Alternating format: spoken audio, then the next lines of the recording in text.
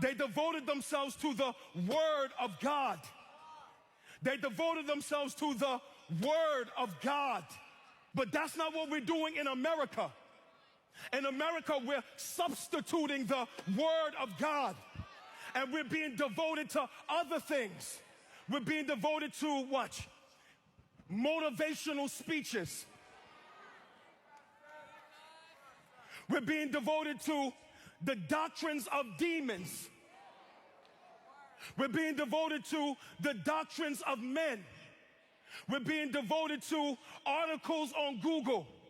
We're being devoted to all these other things other than the Word of God.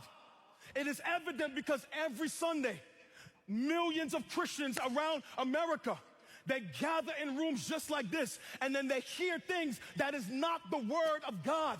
And then they shout at what is not the Word of God. And they throw towels at what is not the Word of God. And they say, preach, preacher, at what is not the Word of God. And they run around the church for things that's not the Word of God. That because we're so biblically illiterate, we don't know we're not being taught the Word of God.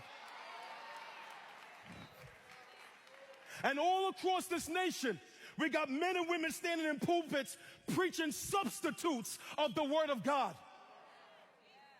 Now, family, hold on now. Yo, peep the Christology of the text. It was John who was in that upper room too, one of the first followers of Christ. When he wrote his gospel, he said, in the beginning was the Word. And the Word was with God. And the Word was God. Then verse 14 of John 1, and the Word became flesh, a man, and he dwelt among us. So if Jesus is the Word, and that we substitute the Word for other things, that means we're hearing preaching in America that is not Jesus. We're preaching other things other than Christ. We are exalting men.